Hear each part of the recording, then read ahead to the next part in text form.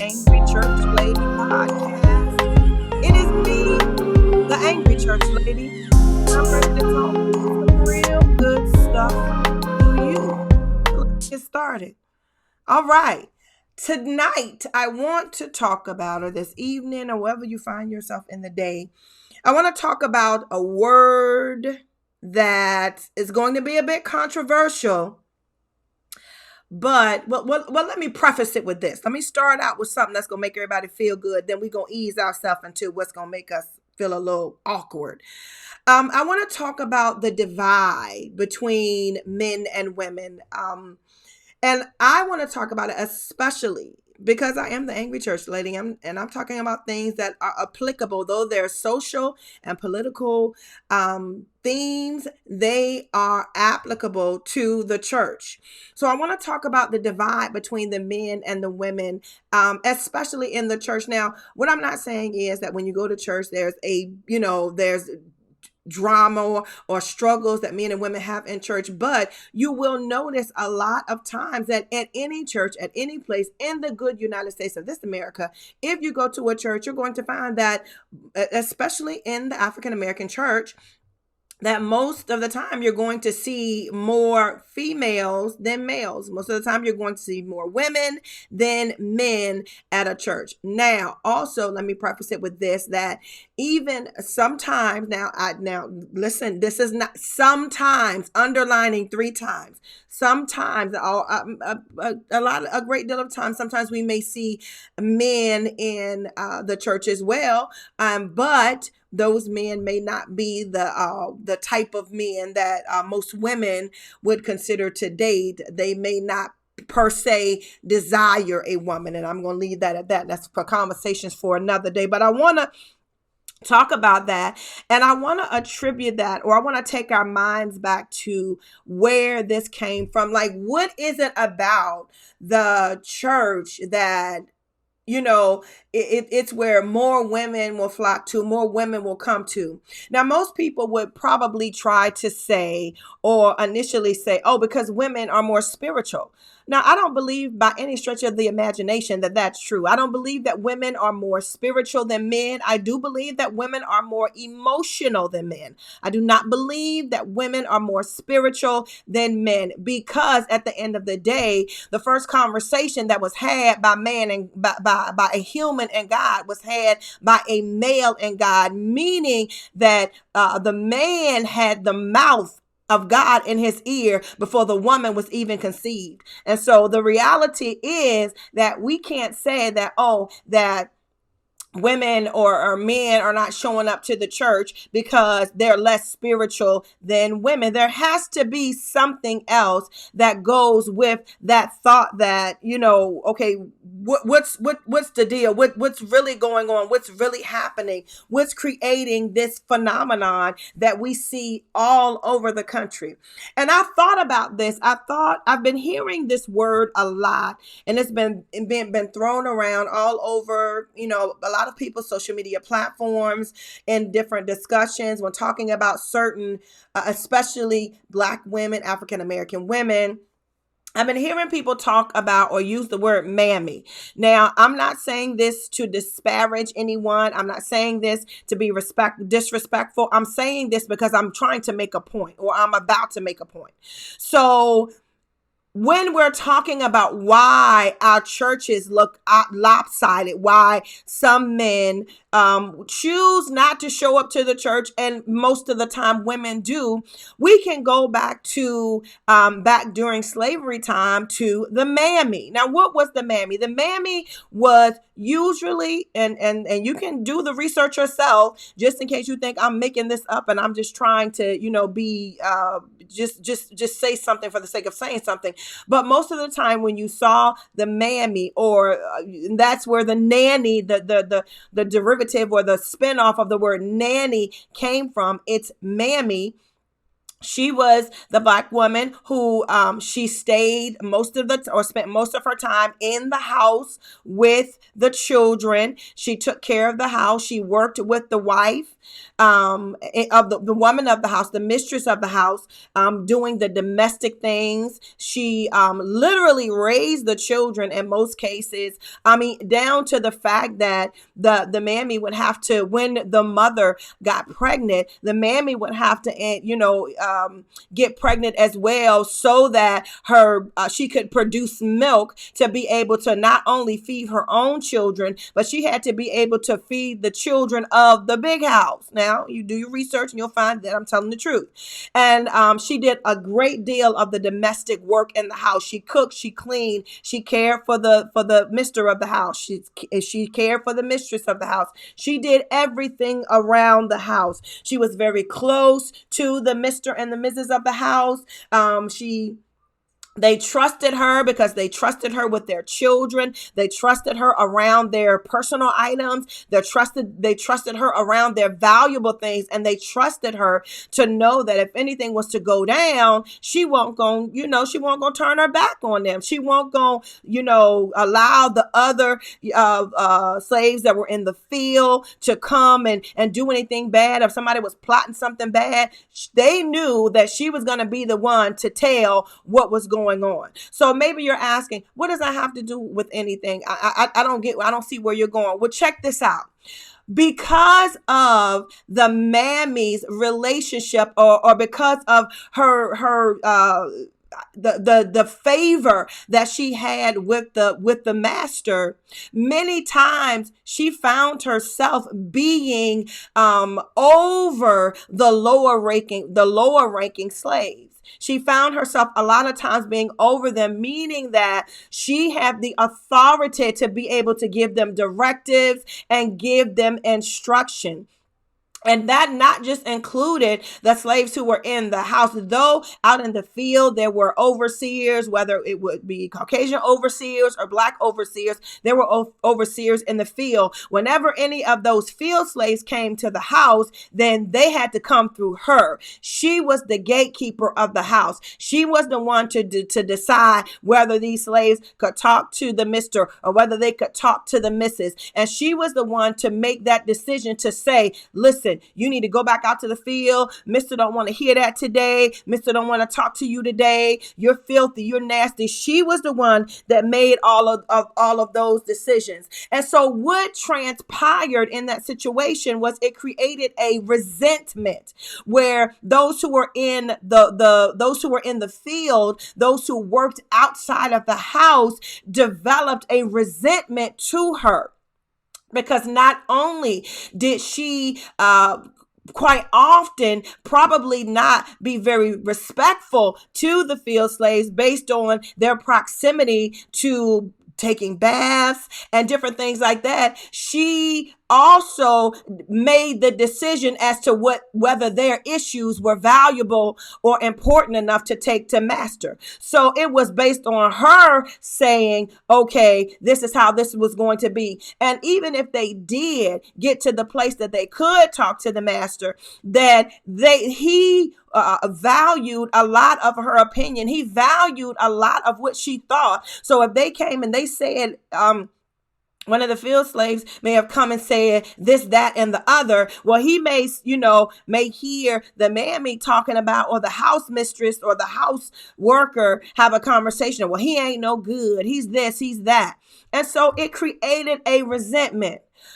I believe that resentment still remains. And why does it still remain? Because that same mentality that was had by the mammy and by the field slave is still at work right now to this day. What do you mean? Most of the time, y'all remember, like back in the early 90s, middle 90s, all the way through the 90s, there was like this whole propaganda, especially geared towards black women, that we didn't need our men. I'm an independent independent woman. I'm a survivor. I don't need no man. I don't need no scrubs. I don't need this. We don't need you all. Because, watch this, it was the same mentality that most of the mammies had back in the day. How do I know that? Because if they were in the big house and they had close proximity to the master, whenever they established a certain level of favor with the master, what did the master do? The master gave them butter biscuits. The master gave them more to eat. The master gave them more liberation. The master gave them more freedom.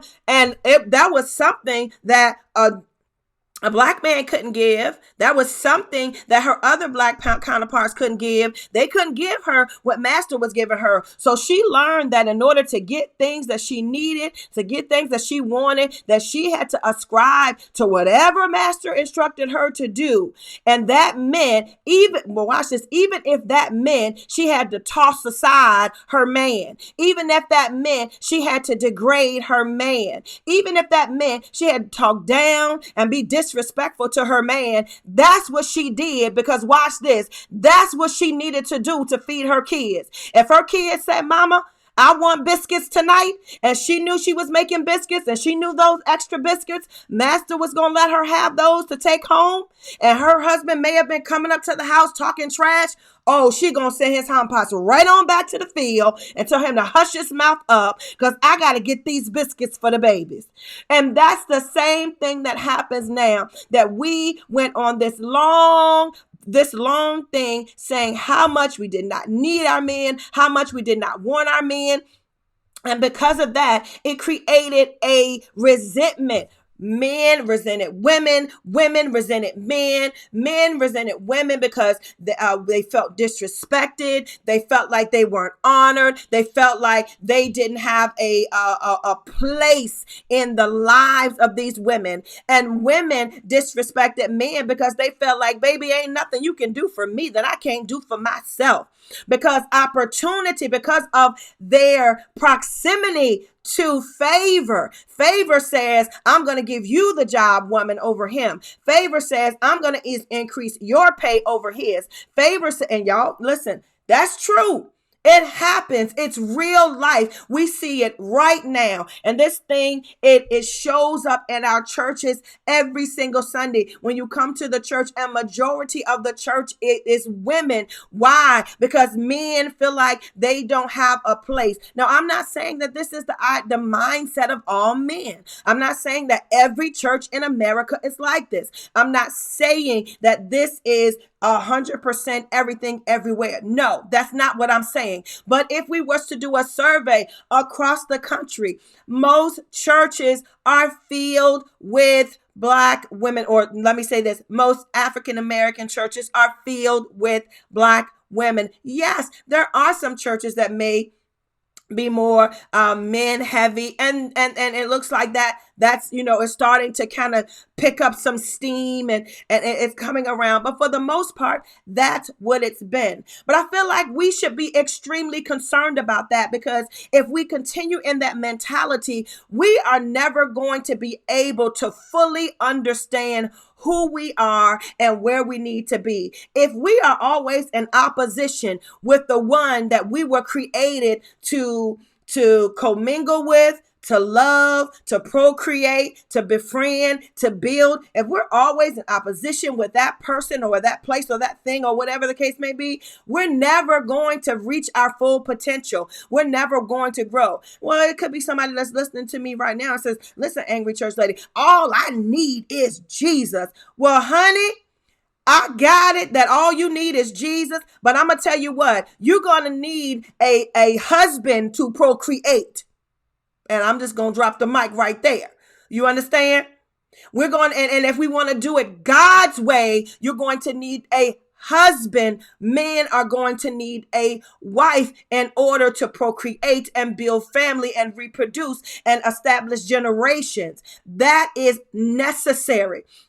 And I feel like we've gotten out of the place that the necessity for family, the necessity for husbands, the necessities for wives have gone out the door. And that's why, listen, I'm going to say it. I don't understand why so many single women in church. That is mind-boggling to me.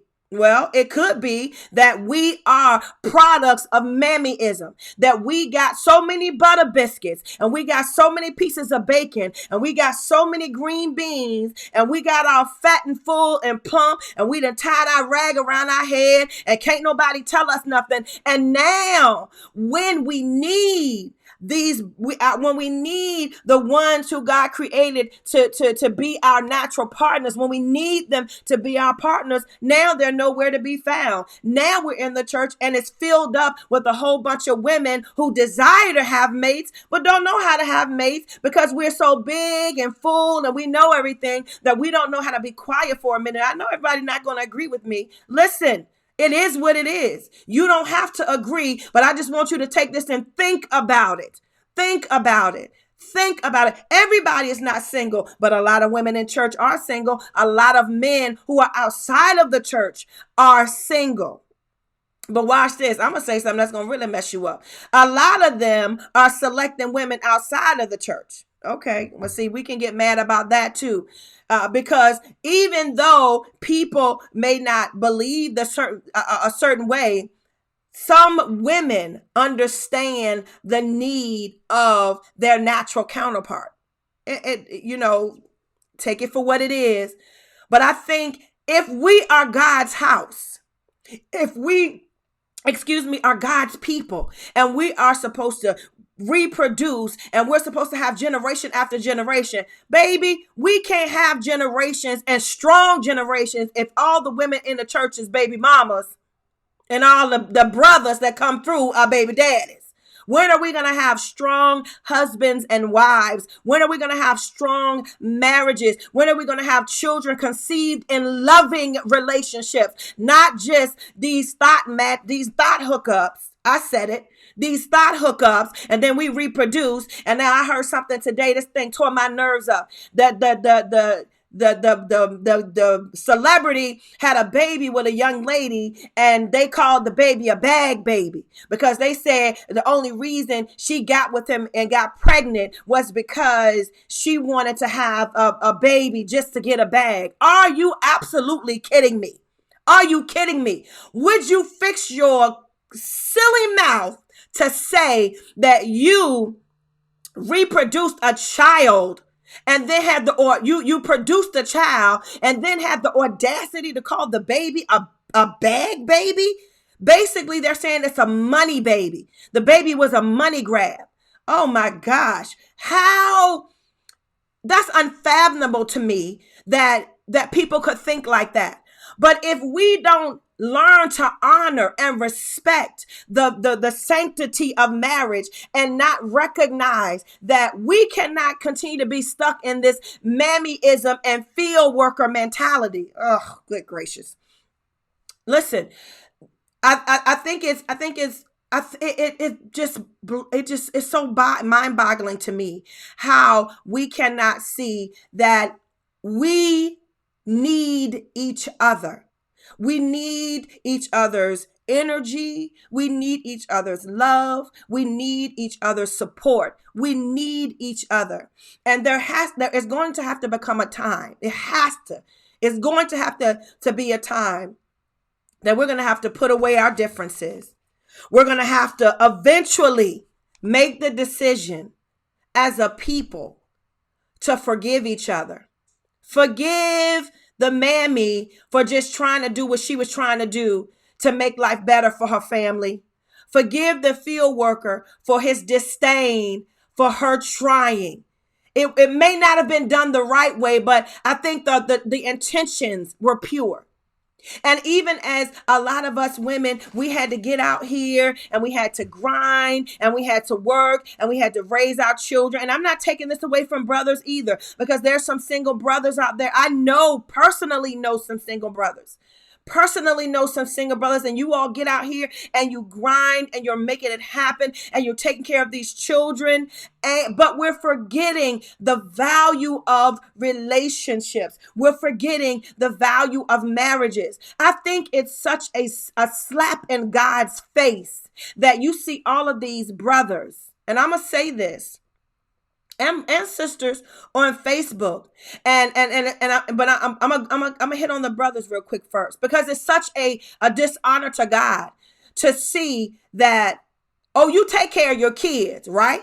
That's good. You get out there, you take all the pictures with your kids, you taking your kids to get manicures and pedicures, you're doing all of this. That child, it is worth you taking care of, absolutely. But you didn't think enough of that child's mother. How much better would the life be if you had thought enough of that child's mother to make her your wife, and you all raise your child together as a family? And sisters, the same thing. How we sitting out here and we doing this, and I'm an independent woman and I'm strong, and baby, I got it all together. Listen, God did not intend for you to be an independent single woman. He intended for you to be a helpmeet to a great king. Everybody's not going to like that, but I know it's the truth, and I know it's going to rub you the wrong way. I'm done tonight. That's all I have to say about that. I want you to think about that. And I want you to think about what I said. And I want you to think, listen, if you listening tonight and you got beef with your baby daddy, is it really that deep? Is it not something that can be squashed, and you all can decide to make the decision to commingle? We don't have to be the mammy forever. We don't have to stand on the top step of the porch, pointing our finger at him, telling him to get on back out to the field. And brothers, is your disdain for your baby mama that deep that you can't squash it as you're standing at the bottom of the step, realizing that she just trying to do what she's trying to do to feed y'all child? I'm done tonight. That's all I gotta say about this. We gotta get over the mammy and the field worker mentality and get to the place of unified thinking and real love. Because we always talk about, well, Jesus is love. Well, let's talk about real love that we should share with each other. It's amazing that we know that Jesus is love, but we don't know that that same love is supposed to be exemplified to your baby mama or to your baby daddy. I said it. Good night. I'll talk to you on the next episode. It's me, the angry church lady, and I'm out tonight.